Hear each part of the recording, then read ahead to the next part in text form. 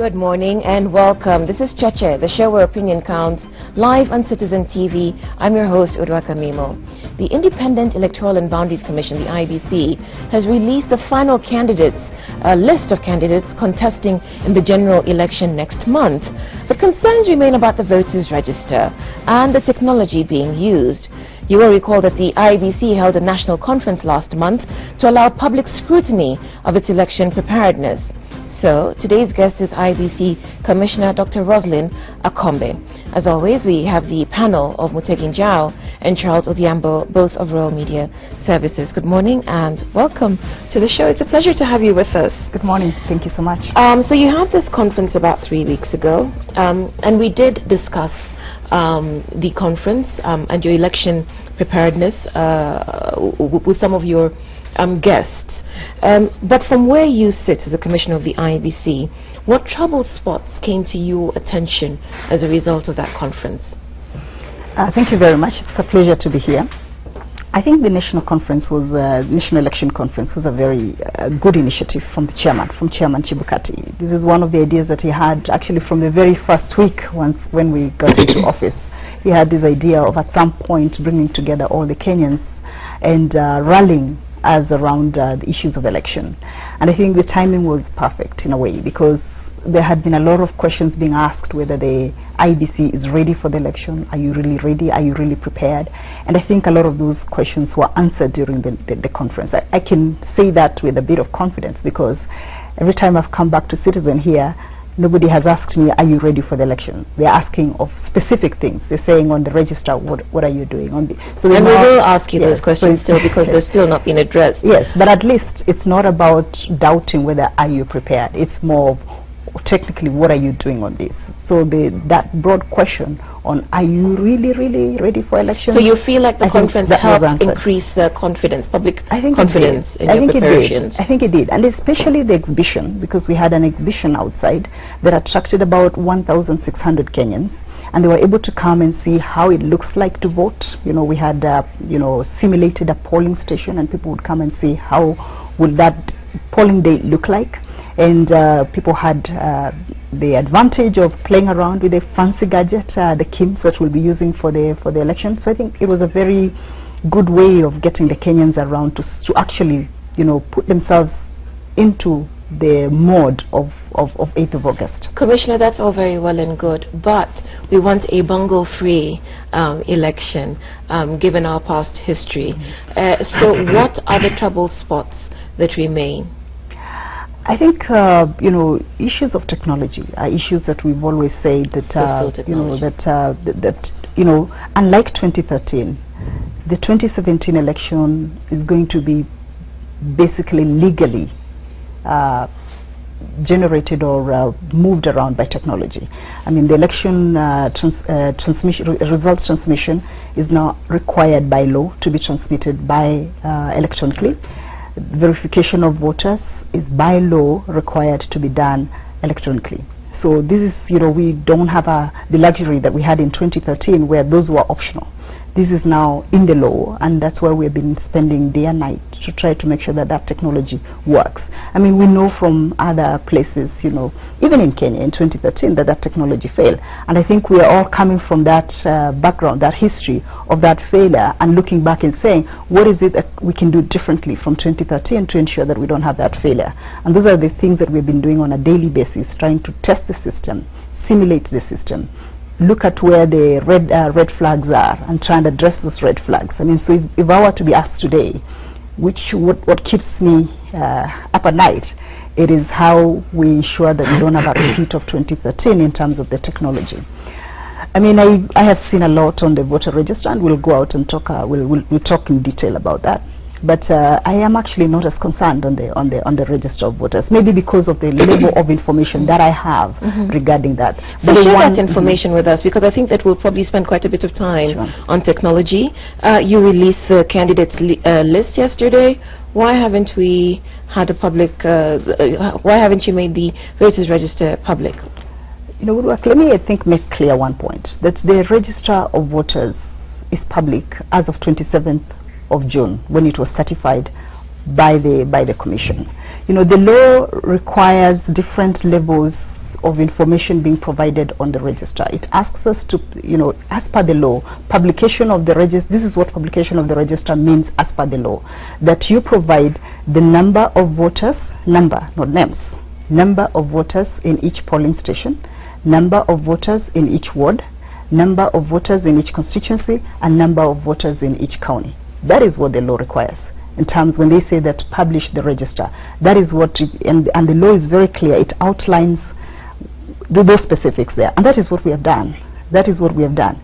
I know the concern, or what people would want us to do, is to put out 19.6 million names in a newspaper or in a Kenya Gazette. But that is not a requirement in law. I'll come to the panelists, because given our history of elections and the fact that we see conspiracies and suspicion, around every corner, do you think that the IBC, they say that it's not a requirement to publish all 19.6 names, but is the IBC missing a critical facet of credibility when it chooses to hide behind the law? You might take issue with the word hide, but when it chooses to say that the law doesn't make this a requirement. It's expensive to publish, maybe, but don't they have the money? Is it a question of money? The demands that I'm hearing is that they need to give every polling station, every corner of this country, the names of the people who will be. Not necessarily put so them in a newspaper. Can verify that these people exactly. So that if I'm voting in somewhere called Olepolos, that is where I normally go to vote. I go there today, I find my name there. They are now asking me to verify through my neighbors through the phone, and they charge me 7 bob, which I don't think is fair. Okay, we've gone into 2 issues there, right? Charles, what do you think? I think Commissioner is right as far as the law is concerned, about the law requiring that they provide numbers, not names. The question is if a polling station has 700 people, those are names that translate into numbers. If 6 of the 700 are dead and you tell people there are 700 voters here, isn't that raising an issue of credibility? What I'm saying in a nutshell is, even if you don't provide the names and you provide figures that are not factual, then it raises issues of credibility.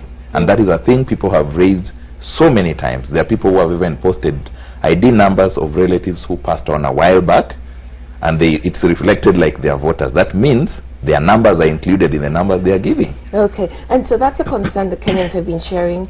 But the question to you is, are they missing, for lack of a poor choice of words, are they missing a trick by not finding a way to publish all the names so that the public can say, I know this person is dead, I know this person doesn't exist, or I know that there's some sort of problem in this polling station with the list of voters here? Publishing or not publishing, to me, is not the issue as far as they are within the law. Their challenge is that I don't think they are communicating very well. Because but why can't they take those names to the polling stations? Because the law doesn't require it, Mute. And that is the question I'm asking you. Even if the law doesn't require it, given Kenya's tenuous experience, tense experience of elections, wouldn't the IBC have done better to say it's not required, but we'll take the extra step? And that's where the issues are. That's where the issues are. That's my position exactly. They need to communicate, because Kenyans out there don't know that the law doesn't require them to publish the names. But let me just I think both of you, Charles and Tegi, have raised some very key issues that I think I need to address. One, on the providing the list per polling station, we will be doing that. We're trying numbers to or names? Names. Okay. We will be doing that. We're working on the mechanics of that, of ensuring that we have it. We don't think we can have it now. We think, because remember, they are not polling stations as of now. They are, we are using schools. We have students in those places. Let's look at the logistics of it all. So we are looking at the timing of when it will be appropriate for us to start putting those names out there. So before you go on, let's interrogate them as you go on. We'll allow you to finish. If the polling stations are not in use now, when will they be in use? They will be in use. We are still discussing with the Ministry of Education to see whether they can release those to us 2 weeks before the election. 2 weeks. So realistically, if you were to publish the lists, we're looking at 2 weeks before the election. 2 weeks before the election. But let me the just Electoral add, Commission has offices in various constituencies. But let me talk about a very important issue. For 1 month, we had those registers open in each polling station, in each ward, and we kept on appealing to people, and I personally remember with the chairman appealed to the political leaders and said that when you have the register out in each polling station during that month, the job, it's not only the biometric verification, but in other jurisdictions where we call inspection, that is the moment you go in. You look at that register and you say, this person is deceased. This person is no longer here. This person we don't recognize in the register. For an entire month, we had that register. Who's supposed to be the political leaders or it's the both Kenyans? The Kenyan people. It was open to the public for We 1 month verification. And so that is where my concern with communication at IEBC comes in, because during that 1 month, the message that was drummed out there is go and verify if you are a valid voter. They didn't tell anybody about go and check if that list has authentic voters. I think we made that very clear. You know, sometimes maybe communication words get mixed up, but we made we had. I remember us having meetings with all the, especially the political actors, because we knew this will come back. We knew that the political parties will come back and say there are deceased voters in the register, and we said this is if there is an exercise that is important, the verification exercise is the most important. You have 1 month, an entire month, to look through that register and raise questions that you might have. What was the rate of turnout countrywide? About 35%. That is what we had. You see, you know, there are parts. I mean, I think it's important that as we hold the IEBC accountable, we also hold ourselves as Kenyans accountable for some of our actions. And really, that is what I would say in terms of that. Right. So we think that the voters list will be published in the polling stations about 2 weeks to go. You had other points to address around the publication of the register. Yes. You know, the register is also available to you, to Citizen TV, to you as Woodwork, to me. I could write to the IBC and request to be given a copy of the register. All I need to do is do a letter to the CEO, do my banker's check of 20,000 Kenya shillings, and go with my CD or whatever it is, that then they can upload all that information for you. And we have informed that we're going to be having a press conference today where we'll put that information out. But the register, if you want to have a copy of the register, yes, you can have a copy of the register in a manner that you can be able to get it. And that's, yeah, it is a public document. So you can be able to get that register if you want. About the logistics of how quickly we can be able to do that for 1 million Kenyans who might request, that's another issue. But accessibility of the register is there for any Kenyan that wants to have it. Why have you not published the KPMG audit of the register? Again, it's looking at what the law clearly said. You know, the law requested that once we get the KPMG audit, we do two things. We submit that KPMG audit report to the Senate and the National Assembly, which we did. We submitted that the report to the National Assembly and to the Senate. It also required us to, within 30 days, implement the recommendations of the KPMG report, and we did that part. We also went a step further, actually. During the presentation of the report, we didn't have the report being given to us in an office. You know, it was not done at the Chairman Chibukati's office. We had a session, a stakeholders meeting. We invited the media, we invited civil society, religious organizations, political parties to a meeting at Lillian Towers, and they presented the findings of the report. There were questions and answer sessions. We provided an abridged version of actually the report, about 16 or so pages, to everybody who was there. Report, well, at least what I've seen, and correct me if I'm wrong, but I've been on your website, and what I saw you're calling an abridged report is actually your responses to the report. You summarize the report to say, you know, these are the areas, and this is what we're doing as a result of that. But you don't present the report, even an executive summary, you know, at all. I'll have to check that, because I know that we actually distributed the report out, the abridged version of it, to everybody else. I'll have to check on our website to make sure that we have that. Actually, we're going a step further. Further to discussions that we've had in plenary, we have discussed and we've agreed that we are going, the law does not require us to give out the report, but we're going to make that also available on our website, the KPMG. So when will the full report, what you submitted to Parliament, be available? That is the version that I'm saying that we are working with our yes, when do you I'm hoping that within this week we should be able to do that. Within this week. Yes. But of course, here's Mutegi, wanting to jump in. There are people who say that... Which people, Mutegi? Mainly the opposition, claim that even that report is useless because it still remains that the people who are dead were still there. That why people asking, why did we pay KPMG, whatever it is called, KPMG to do that report, yet there are issues with it.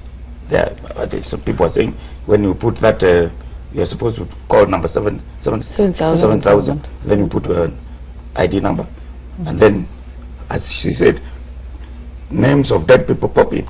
I will still stick to communication, because one of the reasons that gives credibility to the argument by the opposition about KPMG is that when they were appointed, the opposition asked out there, how capable are these people to handle this kind of work? I mean, what is their capacity? And IEBC again failed to come out, and because the opposition is not about the leadership. The opposition is about the leadership and their followers.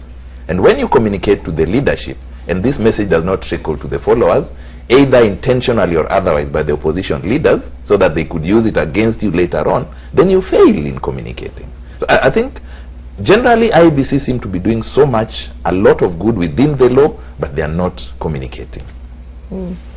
That's a big one. I mean, look, I cannot disagree with that, because it is the challenge that every political institution has, that you have different layers. You're right. Of maybe have a drink, yes. That you can never over-communicate. And I think the challenge that we've had as an organization is to ensure that we continue that communication, we continue that engagement. And I think maybe we have focused more on communicating with the political leaders. I mean, this is just me acknowledging maybe one of the defects of our communication strategy is that we have focused more on engaging with the political leaders than engaging with the voters and the followers. And maybe that is one of the things that I have seen Chairman Chebukati look around to see what we can do in the remaining few weeks to try and address and pass that communication. We have been communicating with the political leaders. How come that even today the NASA leader Raila was saying it the day before yesterday that register is not proper up to yesterday, that people are popped those numbers 1, 2, 3, and then somebody comes up and then you withdrew that system. But then on your public platforms you say that the number has not been suspended. It has not been suspended. You see, let me just say, one of the problems that we have seen is that you communicate with the leaders, you explain to them, but let's remember that these are political actors. They have a reason for wanting to mix up what you have said to them and what the information you're giving to them, and that is where we've been trying to look for different forums where we address Kenyans. If you allow me, I can go a bit more on the register, especially on the KPMG audit and the deceased. Go on, which is why you're here and why we're asking you the questions. No, thank you. You know, KPMG, when they were given this job to do, they actually had a meeting with all the stakeholders, including the political parties. They went through the methodology of how they were going to approach the audit. They reached out to the religious organizations. We actually also reached out to the various actors to explain to them the methodology that they were going to be using. At that point, some of the things that are being raised right now were not raised. That is when they should have been raised. Those concerns should have been raised at that time. But they have done the audits, and the issue of deceased voters was explained very clearly to all the political actors. You cannot take, IBC or KPMG cannot come and make a random judgment of who are the deceased voters in the register to be able to remove. There are requirements.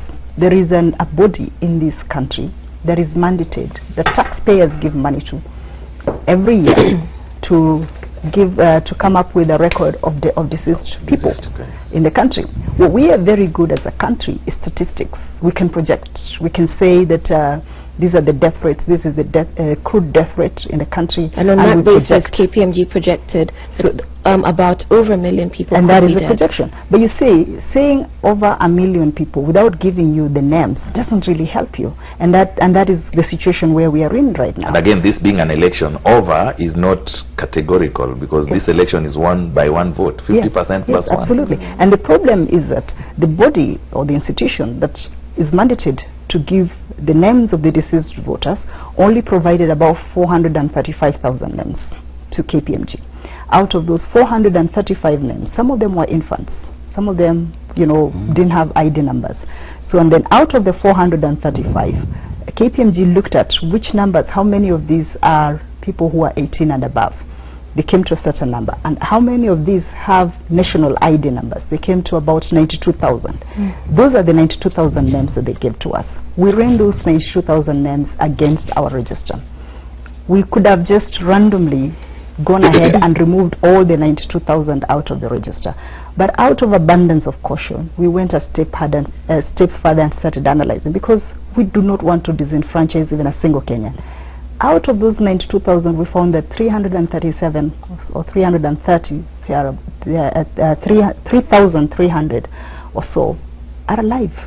They're not deceased. There are people who had gone to report that, you know, like Rosalyn would go to report that my grandmother has died, but instead of the chief who's issuing the burial permit, because that's where the information they're getting from, it's from the burial permits, instead of the chief putting in, or whoever is writing on behalf of the chief, putting Rosalyn's grandmother and Rosalyn's grandmother's ID, they put my ID. So should Rosalyn be taken out of the register because somebody has made an error? And those are the issues, and we explained it. Maybe we have not been good in communicating, but that is the issue. So we only had those 92,000, and those are the only 92,000. And out of those, actually, and 7 of them, by the way, 7 of those 3,000 are candidates. We've checked through our our system, and we found that they are candidates. Should we have taken those 3,000 people? And so yes, if I have done it. If I put in the 70,000 number and check, my grandmother's name is there. Of course my grandmother's ID number is still there. She's still a registered voter in the system.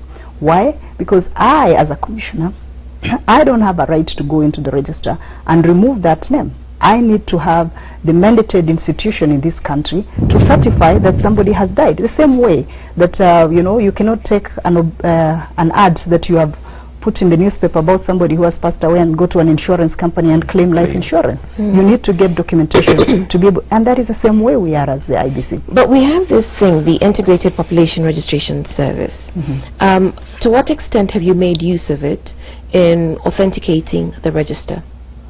Again, the only authority in this country that is given, that has the responsibility to certify people as dead is the Civil Registry Directorate. That is the only one that has the legal authority to come and give you names and tell you these are the names that you can take out. So if there's an issue there, what would you recommend in terms of regulating the framework for that? Because it seems that we have the data, we have various bodies who can do the work, but because of our laws, right, you are required to check with just the one whose information might not be as up to date as other agencies. You know, if I had my way, which is too late for the 2017 election, but in the future, we should take, for instance, the South African model of how they do the registration, whereby it's automatic. That once you die, because there's a linkage between the various registers, and so once you die, it's actually automatically taken out of you're automatically taken out of the register. The same way that once you reach the mandatory age of voting, you are in the register. So we don't spend a lot of money going out there sitting registering people while we have, you know, I mean, so in an ideal situation, that is what we should do. That is the system we should have in place, so that you have an integration between that. So presumably what will happen is that after this election, that will be your recommendation to legislators. That will be a very strong recommendation that we'll be making for legislation. It sounds to me like Commissioner is saying, okay, we are going to 2017, August 8th, but we still have holes that need to be filled moving forward. What I'm saying actually, Charles, you're right. What I'm saying is that yes, the register as it is right now could have deceased voters, and that is why the technology. That's where the technology comes in, and that's why for me, that's why I spend sleepless nights on that technology, because that technology has to work for you to avert any deceased voters coming to vote. That's one aspect of technology. The other failure we had around technology in 2013, you've alluded to, the identification, the BVR kits. Yes. What happens if those fail? And I think we are planning for the latter. We're planning for it. We're planning for the opposite. We're planning to ensure that actually those things do not fail, because I keep saying this to all my colleagues that there is no reason that we can give to Kenyans to explain why. But you're familiar with Dodd's law, for Murphy's law. No, but in 2013 we were told it would not fail. Let me explain why we have no excuse to give to the Kenyan people if that technology fails. We used those kits for an entire month to verify voters. An entire month, right? One full month. We used those kits to verify. Why would it fail on one day? Because my concern is that if there are people out there who intend to sabotage the process, what I'm saying is that there's no problem with the kit as it is. There is no problem. Fails. There is no problem with the kit as it is. For the technology failures, we have put 3 different backups for that same technology. What my appeal is really for those who are bragging on social media that they will be able to bring down the technology that the IBC has put in place. That they need to be cautious, because attempting to do that is actually taking us back to a path as Kenyans that we don't want to go back to. We're dealing with other people, but we're asking about you that is why and your systems. So if the BVR kits fail, what happens then? What are the backups? Well, this time round we're using the KIMS, the Kenya Integrated Election Management System, not the BVR that we used in the 2013 elections. But what we have done is even that has been contentious itself, but anyway. Yes, what we have done is really hardened our security measures on that. We knew that we have now 3 different servers that will be able to be a backup in case one fails. We have also had 45,000, and we don't. Maybe let me emphasize this: for the verification, the verification element of the KIMS, it's not based on a server. It's on the kit itself. So when you look at the security measures around that, it's not my worry actually in terms of failing, because the one that you might have a technology failure really is the transmission of results, because that is the one that is the one that is external, that is the one that that is more vulnerable. But the kit itself, what we have done is that we have extra ones, so if one fails we can be able to bring in another one. We really don't want to contend a situation in which we are going to have to do the manual checking of the register and using that. But is that an option though? It is a provision provided for in the law. Okay. It's there in the law. All right. So we have one to that we wouldn't wish to. Okay. We have to take a break now. This is Cheche, and we're live on Citizen TV. And our guest this morning is the commissioner from the IBC, Rosalind Akombe. And with over a month to the general election, we're asking again: is the IBC prepared to deliver a credible and peaceful election? Our SMS number is 22422, or you can reach us on Twitter using the hashtag Cheche.